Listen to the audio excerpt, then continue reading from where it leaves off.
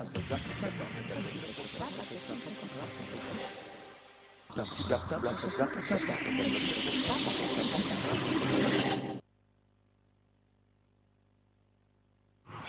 le penalty. Fabien va tirer, les yeux sur le ballon, pression énorme sur le tireur. Et sur, faut choisir un côté, il faut bien le faire. Le but de Fabien, le champion, capte le seul de but. Et c'est la victoire dans la finale de la Coupe. Il n'y a pas de football sans 33 Export. 33 Export, supporter numéro 1 du football.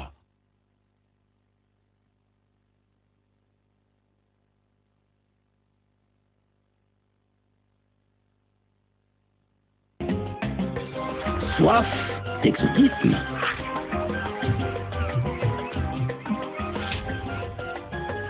Nouvelle Slim Can 25 centilitres. Savourez de l'exotisme en boîte. Booster Pina Colada, maintenant également disponible en slim. L'abus d'alcool est dangereux pour la santé, à consommer avec modération. Sodraga baisse les prix. Rafraîchissez-vous à prix bien glacé. 500 francs, petite bouteille, petit prix, partout au Gabon. Tarif valable sur les bouteilles de 50 centilitres. Coca-Cola, Coca-Cola Zéro, Fanta, Sprite et Gino. On y va les talendiers. Faut teaser cette effort. Allez, 500 et c'est versé ou quoi? Rapide, 200 et c'est versé ou quoi? Laisse-moi 10 000. Allez, 10 000 et c'est versé ou quoi? Mais c'est chaud ici. Donne-moi une carte de recette Move de 1000 francs. Move. Mon frère, ici, on ne gagne pas. On verse. Ici, c'est versé ou quoi? Si tu verses, tu verses. Mais donne-moi aussi, verse-moi ça. Ah, allons-y, elle est plein pour ça. C'est versé ou quoi? Elle est plein pour ça. eMove, c'est la recharge électronique de Move. Rechargez rapidement, sans gratter et bénéficiez de 100% de bonus à partir de 100 francs CFA. 100% de bonus vers tous les réseaux. Là, c'est vraiment versé. No limit.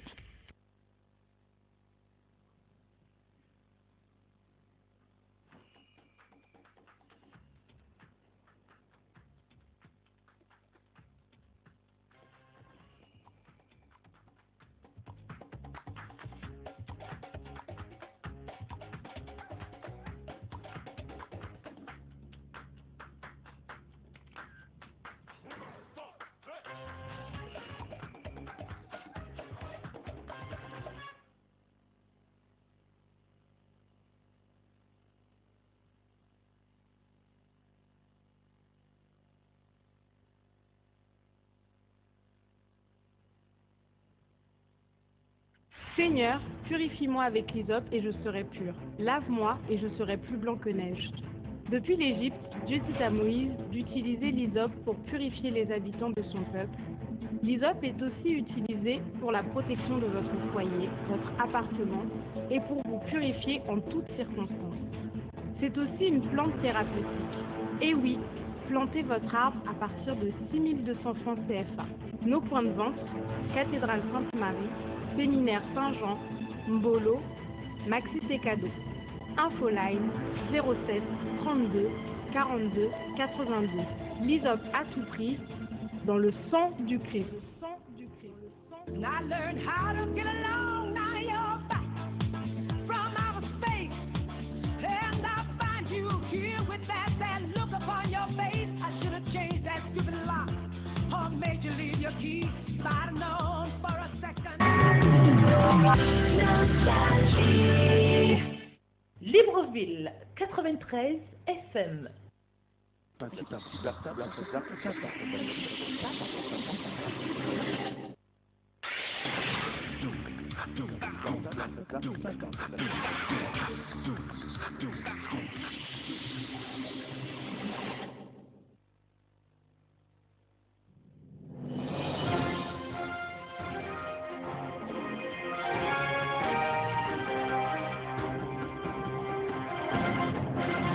Jeudi 16 juillet 2015, vous êtes sur TV+, et c'est l'heure du principal rendez-vous avec l'information. Mais avant, voici le sommaire. Encore des victimes dans le 2e arrondissement de la capitale gabonaise. Un autre incendie qui s'est déclaré dans cette partie de la capitale gabonaise, au quartier Avea plus précisément. Plusieurs dégâts matériels importants. Les origines, nous saurons ce qui a bien provoqué cet incendie d'une violence inouïe dans ce quartier. Ce sera dans ce TV Plus ce soir.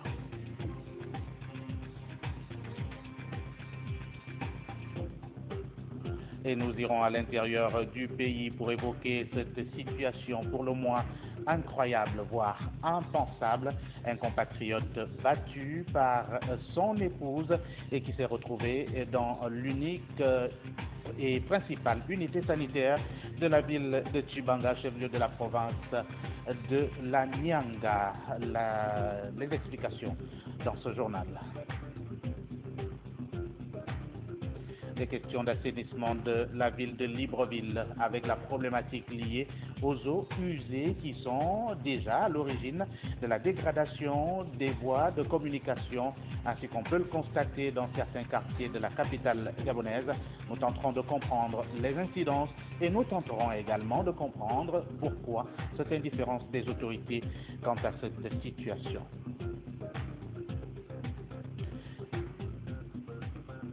Et le volet dossier sera consacré aux candidats aux examens nationaux. Et c'est bien le dernier virage dans ce journal. Nous parlerons de pas mal d'aspects, notamment les dernières retouches, notamment dans les révisions de chacun des candidats. Bonsoir à tous. Merci de toujours faire confiance en la télévision du futur. Rendons-nous d'abord dans le 2e arrondissement de la capitale gabonaise. Un énième incendie qui s'est déclaré dans cette partie de Libreville et précisément au quartier Atimzot. Là-bas, c'est donc plusieurs maisons d'habitation qui ont été purement et simplement calcinées du fait d'un incendie plutôt violent. Vous allez le comprendre avec Nathalie Oké et Justin Jana. Une explosion de gaz butane à l'origine de ce violent incendie qui vient de ravager quelques studios au quartier Ativintos du 2e arrondissement. Les dégâts matériels sont énormes. Linge, matériel immobilier, vaisselle, tout a été emporté par les flammes, laissant ainsi cette famille dans le désarroi total. Heureusement, il n'y a pas eu de perte en vies humaines et seul le voisinage est venu en appui à cette famille en détresse. Il dit que lui, il était sorti acheter les couches des enfants. Donc quand il revient, on crie au feu. Donc lui, il a juste eu le réflexe de faire sortir les enfants. Et maintenant, le temps d'appeler les sapeurs, ils viennent toujours en retardement. Ils viennent toujours en retard. Tout était déjà parti. Le cause de cet incendie est l'explosion d'une bouteille de gaz par la négligence des parents. Et puis, il y avait 3 studios, un bar et une chambre qui sont allés ensemble. Je remercie tout simplement les habitants du quartier par leur solidarité. S'ils n'étaient pas là, apparemment on devait peut-être déplorer autre chose.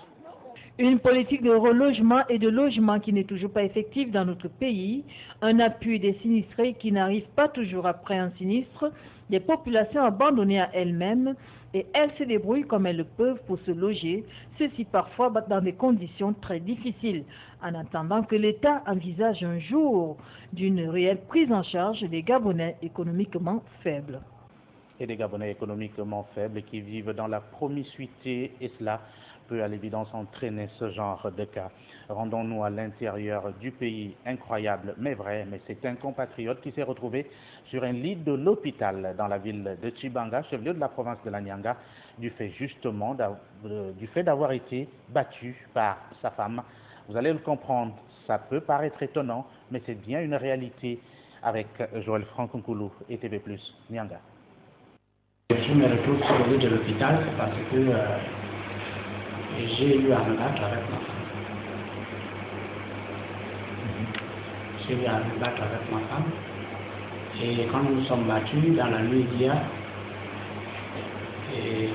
elle est rentrée en retard. Il faut dire que c'est une situation déjà qui perdure.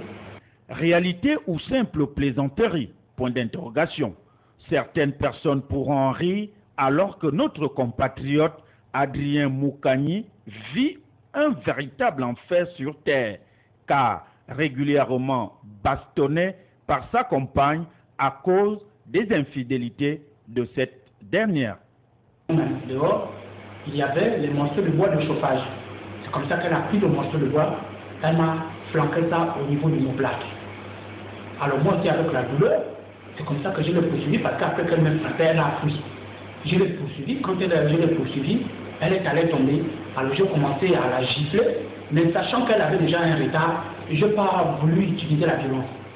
Alors, suite à ça, elle a commencé, puisque je m'apprêtais déjà à dormir, elle a commencé à me déchirer le calcul. C'est même là, si vous voulez, je peux vous présenter. Elle m'a déchiré la culotte, elle a déchiré, et puis sous prétexte qu'il fallait qu'elle me laisse nue devant les gens. Elle avait des agents qu'elle sortait, qu'elle sort, je ne peux pas dire qu'elle sortait, qu'elle sort, qui devait me faire entrer en prison. Qu'elle sort avec les agents, donc pour elle, l'objectif était de me créer des problèmes pour me faire entrer en prison, sous prétexte que je n'assumais plus mes responsabilités dans le sens de payer la nourriture. Mais comment on va payer la nourriture à une femme? On va faire le marché, la femme sort à 6 heures, elle rentre à 18 heures. Quand vous faites le marché, qui prépare? Moi-même, j'avais des problèmes, ça fait déjà près de 1 semaine et demie. Je mange là où j'exerce mon activité commerciale. Donc, moi, j'ai une équipe de faire le marché à la maison. Quand mes enfants sont là, je leur donne la nourriture. Bon, elle m'a frappé les bois, nous nous sommes échangés, et elle m'a frappé un bois à la clavicule. L'autre, elle m'a déchiré le coude. Hein, vous voyez là. J'ai eu 3 points de suture, là, à ce niveau-là. Bon, là, c'est un peu suite aux soins intensifs que j'ai eu dans la nuit, que bon, ce matin, j'arrive quand même à m'en. Après plus de 4 ans de vie commune, Adrien Moukani n'arrive toujours pas à comprendre. Pendant près d'un mois, ma petite amie refusait d'avoir des relations sexuelles avec moi, sous prétexte que je lui manquais de respect, parce que si je la respectais, je ne l'aurais pas engrossi une 3e fois. Bon, moi je lui ai fait comprendre que moi je ne trouve rien d'illogique à l'intérieur, parce qu'on vit ensemble, ça fait déjà bientôt 4 ans. Je m'occupe d'elle, je m'occupe convenablement de mes enfants. Selon que Dieu me donne, je fais le nécessaire d'assumer mes responsabilités conjugales en tant que père. Mais il s'est avéré que ça fait déjà 4 jours, ma femme sort, elle rentre à 2 heures tardives. 3 jours, elle est sortie successivement, elle bat le matin avec les enfants à 6 heures, elle rentre à 18 heures. Et quand je lui pose des questions, elle n'a pas de compte à me rendre. Bon, moi aussi, ne voulant pas aggraver ou mettre le feu, je regarde ça comme ça, je m'endors. Au finish, une question taraude tout de même son esprit. Je suis sur le plan sexuel, elle sort, elle rentre tardivement, mais finalement, à quoi ça sert d'avoir une femme? Il revient donc ici et maintenant aux autorités compétentes des affaires sociales de réagir en jetant un regard intéressé sur ces cas de violence conjugale que subissent au jour le jour et de plus en plus les hommes aussi. Il ne s'agit nullement d'une immixtion dans la vie de couple. Il reste que les violences ne sont pas faites qu'aux femmes. Le témoignage de sieur Adrien Moukani est ici pour le moins édifiant pour évidemment l'opinion. Et nous revenons à Libreville pour parler d'un autre phénomène que tous sans doute vous constatez à travers les artères de la capitale, les sans-abri et autres malades mentaux qui errent à travers les artères de la capitale et qui élisent naturellement domicile devant soit des bâtiments administratifs ou autres coins, du moins espaces dégagés de la ville.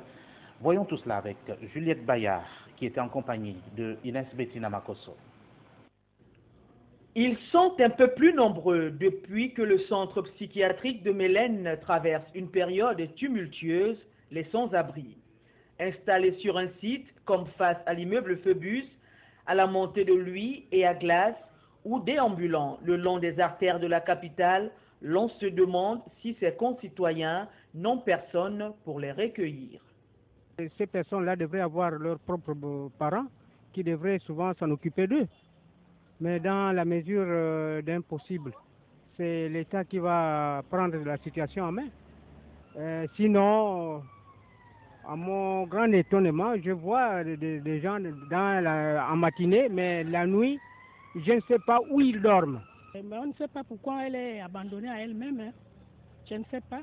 Pour moi, j'aurais souhaité que les parents la reprennent et puis pour l'amener soit à l'hôpital ou bien quelque part pour qu'elle... Parce qu'elle n'est pas vraiment... C'est vrai qu'elle est malade, mais on peut encore la récupérer. La solidarité africaine, tant clamée, aurait-elle disparu au point qu'aujourd'hui, l'on ne s'intéresse qu'à soi-même?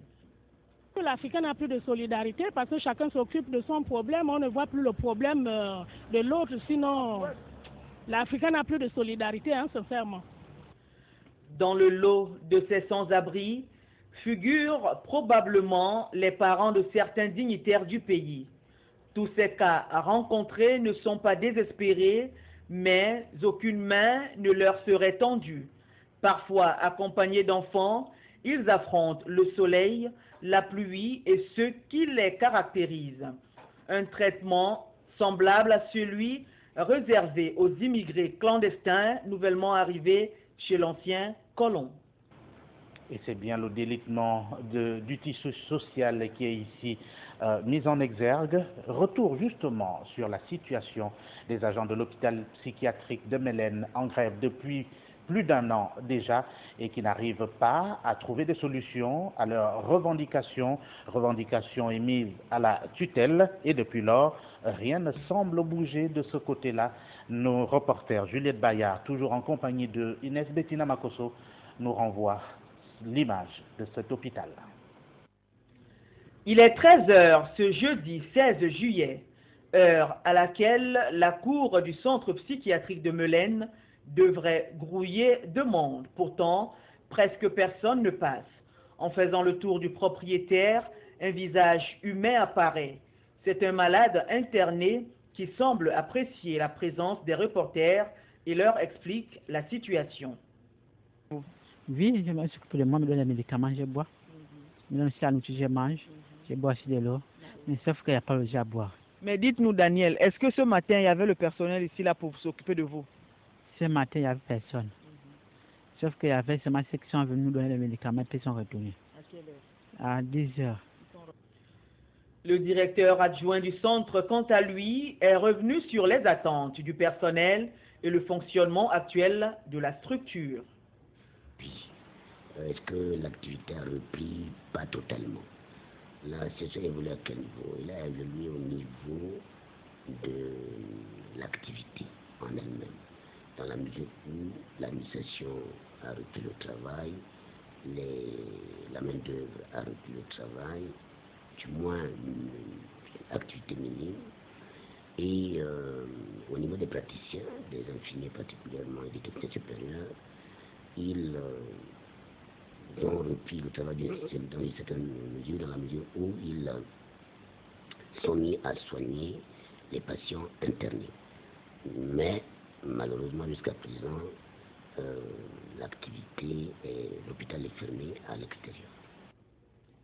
Qu'est-ce qui pourrait expliquer la non-reprise effective de service du personnel gréviste?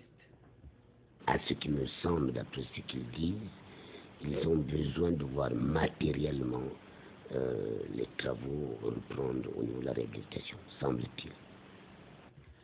Les fonds pour le réaménagement de ce centre seraient disponibles, tout comme l'entreprise adjudicataire. Mais qu'est-ce qui coince le démarrage des travaux?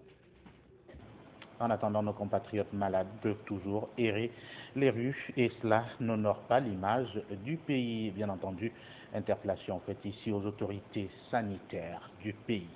Et nous allons parler des questions d'assainissement. L'assainissement qui passe également par une meilleure gestion des eaux usées. Ces eaux usées qui ruissellent assez souvent dans pas mal d'artères de la capitale gabonaise, causant d'ailleurs la dégradation des voies de communication. Aujourd'hui, on se demande bien ce qu'il y a lieu de faire pour résoudre cette question. Arnaud Manza et Justin Jana. Ce système se conçoit comment? Vous prenez le gravier, vous pouvez même essayer ça chez vous. Prenez une bouteille plastique. Vous n'allez pas faire la publicité de l'eau, une bouteille d'eau, peu importe. Bouteille plastique, vous scindez en deux, vous renversez la partie avant. Et cette partie-là, vous mettez des petits trous dans le bouchon et vous déposez en l'inverse, vous déposez dans la partie inférieure. Première couche, vous remplissez de sable. Deuxième couche, le gravier, vraiment le sable gros grain, c'est ce qui est approprié. Deuxième couche, le gravier. Troisième couche, le sable. Et en partie supérieure, on utilise le charbon. C'est un charbon un peu approprié. Le charbon a cette capacité-là de retenir les matériaux et de laisser passer seulement du liquide. Donc, après cela, vous expérimentez même à la maison. Vous verrez, mettez de l'eau savonneuse à l'entrée. Ce qui sortira de là, c'est de l'eau propre. Mais ce n'est pas de l'eau consommable. Consommable uniquement pour relaver les véhicules. Pourquoi nous le faisons?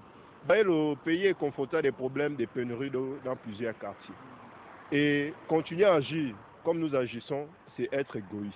On va résolver un peu ce problème lié au sempiternel problème de coupure d'eau et autres. Quelques astuces pour le traitement des eaux usées à travers la capitale gabonaise. Et nous parlons de toute autre chose à présent. Il s'agit de cette identification des maisons d'habitation. Cela se passe dans le 2e arrondissement de la capitale gabonaise. Une opération dénommée l'adressage, une opération d'adressage justement de la ville de Libreville qui a commencé par cette partie de la capitale gabonaise. Mieux comprendre de quoi il en retourne avec Bertine Bengon en compagnie de Guy Serge Dizambo. Des numéros inscrits en gros caractères sur plusieurs barrières d'habitation dans le 2e arrondissement de la commune de Libreville. Ceci dans le cadre d'une opération d'adressage de la ville. Et c'est donc le 2e arrondissement qui va servir d'opération pilote, tel qu'expliqué par le coordonnateur de la dite opération. L'adressage aujourd'hui, qui passe par la numérotation, comme certains peuvent s'en rendre compte, et particulièrement au 2e arrondissement, qui a été retenu comme un arrondissement pilote, découle d'un processus. Il a donc fallu, entre autres engagements, que la commune soit bien organisée pour la mise en place de la structure. Nous avons donc été accompagnés par nos partenaires pour ce qui avait été de l'équipe, pour ce qui a été des équipements, mais également des formations. Aujourd'hui, nous sommes à la phase d'enquête sur le terrain, donc il y a un certain nombre d'informations qui sont prises. Après, évidemment, que la cartographie de base qui nous permet de nous déployer, qui permet aux responsables, la cellule et les équipes de se déployer sur le terrain a été revisitée. Dans cette opération d'adressage, plusieurs critères entrent en jeu pour la dénomination des rues. Nous sommes particulièrement aujourd'hui à la phase de la toponymie. La toponymie, c'est cette opération qui consiste à procéder à la dénomination d'une rue, des avenues, des boulevards, des places et des vallées. Et vous comprenez aisément que la dénomination devrait être revêtue d'une forme de consensus. Et c'est bien la raison pour laquelle dans l'organisation, il y a des sous-commissions d'arrondissement qui sont présidées par les responsables des bureaux, en tête desquels les maires d'arrondissement, et évidemment composées d'un certain nombre de personnalités et de points focaux, à savoir les chefs de quartier, des notables, des universitaires, des religieux, ainsi de suite. Et en ce qui concerne l'appréciation de cette opération sur le terrain, il ne reste plus qu'à attendre pour voir comment le 2e arrondissement s'en sortira pour que tous les autres arrondissements s'y mettent et qu'enfin nos quartiers, nos rues, notre ville brillent de son adressage. Et que peut bien valoir une opération d'adressage si toutefois les voies de la capitale gabonaise, les voies secondaires et les voies principales ont du mal à être réhabilitées ou entretenues? C'est une question à laquelle doivent réfléchir les autorités municipales et pourquoi pas gouvernementales. On aborde la question de l'éducation avec les candidats du baccalauréat session 2015. Et là, nous repartons dans la province de la Nyanga, à Tubanga précisément. L'éducation, les épreuves d'éducation physique et sportive ont donc démarré dans cette partie du Gabon. On parle de près de 700 candidats qui planchent pour, ou du moins qui vont plancher pour l'ensemble des épreuves du baccalauréat session 2015. Nathalie Oké. C'est le stade de dialogue de Tibanga qui a prêté son cadre au déroulement des épreuves sportives du baccalauréat de l'année en cours. Ce sont près de 400 candidats, toutes disciplines confondues, qui ont été auditionnés par les membres du jury venus de Libreville. Regroupés en petits groupes, les filles et garçons ont été évalués en fonction des différents modules. Dans le premier groupe qu'on a travaillé, nous nous sommes retrouvés avec 98 candidats garçons et 99 candidates filles. Le deuxième groupe qui va commencer vendredi pour terminer samedi, on aura la globalité ce samedi quand on fera les deux comptes des deux groupes. Voilà, le premier groupe 98, le jour suivant 99. Il y a une vingtaine d'années, c'était une épreuve facultative au niveau de l'obtention d'un examen, que ce soit le CEP, que ce soit le BPC, que ce soit le bac. Mais avec les nouvelles réformes, l'EPS fait partie intégrante des matières qui sont coefficiées. Donc l'enfant prend l'EPS au même titre d'égalité que le français, que la philo et j'en passe. Une évaluation qui se tient après la crise entre enseignants d'éducation physique et sportive et leur tutelle. Parmi les modules, le saut en hauteur, la course de vitesse, le lancer de poids, le lancer de javelot, les sports collectifs, la gymnastique et le grimpé. Ces évaluations sportives ont lieu sur toute l'étendue du territoire national, conformément au calendrier officiel du ministère de l'Éducation nationale. De plein pied dans le dossier de ce TV Plus ce soir. Et c'est bien à Libreville, les épreuves écrites, des épreuves justement d'EPS pour le compte du BEPC qui ont démarré à Libreville, surtout pour les candidats inaptes. Voici le reportage de Bertline Bengon. Une seule journée pour passer l'épreuve écrite d'éducation physique et sportive du BPC 2015. 215 candidats pour le centre d'examen du lycée Paul Injadjengonju, où tout s'est déroulé sans anicroche, et ce depuis le début de ces examens, le 14 juillet dernier. Oh, sans difficulté, les surveillants étaient à l'heure, les candidats étaient à leur place, et puis on a respecté les horaires prévus, donc il n'y a eu aucun souci. Depuis lundi, les examens du BPC au centre Injadjengonju se déroulent normalement. On a eu le quota espéré des surveillants, donc il n'y a pas eu un problème de surveillance dans les salles. Les surveillants au portail ont assuré leur travail de vérification de pièces d'identité. Au niveau du secrétariat, tous ceux qui ont été convoqués sont là, mais tout s'est bien passé. Il n'y a pas eu de soucis dans ce centre. Même si la veille à l'épreuve de culture générale, dans l'après-midi, l'on enregistrait un véritable désordre dans les différents centres d'examen où les épreuves étaient en nombre insuffisant. Le centre d'examen de Paul-Emmanuel Eyeke, parmi tant d'autres, a brillé par ce désordre. Les candidats ont démarré cet examen avec plus de 2 heures de retard. Au centre du lycée Paul Injadjengonju, le retard dans le démarrage à cet examen n'aura été que de quelques minutes, rassure la présidente du dit centre. À Injadjengonju, dans des délais raisonnables, on a eu quelques minutes de retard dans le démarrage, mais on a commencé dans des délais raisonnables. En fait, c'est une expression consacrée parce qu'il n'y a plus au BEPC le deuxième tour à l'oral. Donc cette épreuve est prévue pour les candidats qui sont admissibles. Quand les candidats sont admissibles, on tient compte de leurs notes à cette épreuve pour leur admission définitive. Notons que ces épreuves se tiennent sur 3 jours. Espérons tout simplement que jusqu'à leur fin, tout se passera sans inconvénient.